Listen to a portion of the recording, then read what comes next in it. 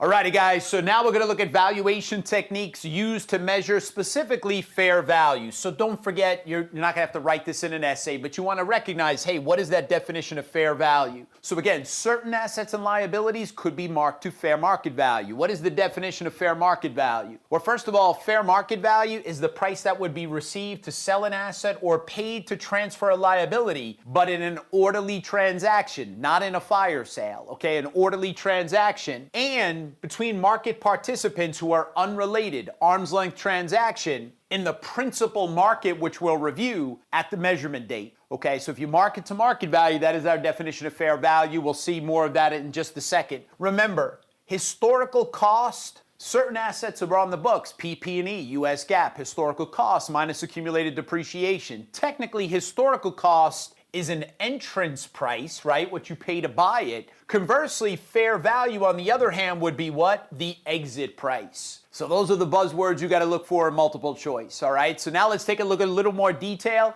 and let's review fair value. Okay, guys, now when you buy something, what did we buy? In this case, we're buying stock. So more likely than not, your purchase price is the fair market value in an arm's length transaction. But you could be buying a building, you could be buying inventory. As a general rule of thumb, in an arm's length transaction where the parties are unrelated, your purchase price should be the fair value, right? On the date you buy the asset. Now, on the date of the financial statements, the question is, are we going to remeasure that asset you bought and are we going to remeasure it to fair market value? Well, we already know the rule, net book value for PP&E. US GAAP, we don't revalue PP&E. IFRS you do, but not under US GAAP. Why? Because it's awfully difficult to value that building. Now look, there's no doubt about it. Fair value is definitely far more relevant, even for a building. However, the problem with fair value for a building, since it's not actively traded, you ask 5 appraisers what they think the value of the building is going to be, you're probably going to get 5 different estimates. So there's no doubt that fair value is more relevant. However, historical cost is more reliable. It's verifiable. So if we buy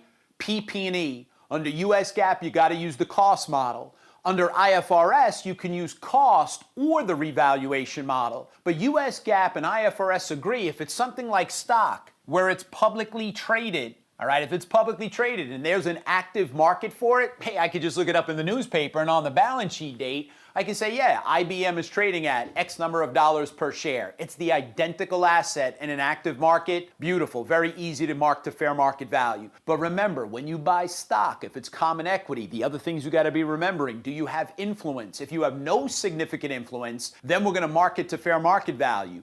If you have significant influence, you own between 20 and 50, then you're using the equity method of accounting, and fair market value is going to be distractor unless it's impaired. And then if you have control, generally own more than 50%, then we're going to consolidate. But if you invest in stock, trading or available for sale, common stock, preferred stock, even debt, if you classify it as trading or available for sale, then go ahead and mark it to fair market value. Relatively easy to do. All right, guys, what we have up on the slide now, US GAAP and IFRS have that framework for measuring fair market value, and thank God they agree. So US GAAP and IFRS, our framework, remember the Mike mnemonic? We got the market approach, we got the income approach, we got the cost approach. So our mnemonic is Mike. So our framework, US GAAP and IFRS for measuring fair value. And then on top of that, as we'll see on the next slide, we've got level 1 inputs, level 2 inputs, level 3 inputs, which we'll review in a second. Okay, so the market approach, something that's publicly traded. So there's an active market for it. So anything listed on a US exchange, relatively easy to mark to market value. And hey, good news, this is very reliable, identical asset. That's a level 1 input, most reliable. Okay, the income approach you'll see on the next slide is an example of a level 3 input. General rule of thumb, this is the sum of the present value of future cash flows. So management is coming up with these 10-year projections for earnings or cash flow, whatever it is. We take the sum of the present value of those future cash flows, that's an income approach. That tends to be the least reliable. So those are called level 3 inputs. And then another way to come up with fair value is cost, so your replacement cost. So for example, what we do with inventory, lower of cost or market, okay, lower of cost or market. So your replacement cost, in this case, your replacement cost, it could be for an identical asset and it could be an active market, in which case it would be a level 1 input, or maybe it's a similar asset, or maybe an identical asset, but it's not in an active market. So this could be either a level 1 or a level 2 input for the most part. Okay, level 1 or level 2 inputs. So again, big picture, the hierarchy for fair value. So our framework, the Mike mnemonic, market approach, income cost approach, and then our inputs. So just to review, what are our inputs? Okay, level 1 is only to be used if we have an active market and it's an identical asset. So again, valuing stocks and bonds, publicly traded, relatively easy to do. One step below that is level 2. Okay, so maybe with level 2, it's a similar asset. Maybe it's not the identical asset, but it's a similar asset in an active market. Or maybe it's the identical asset, but it's in an inactive market.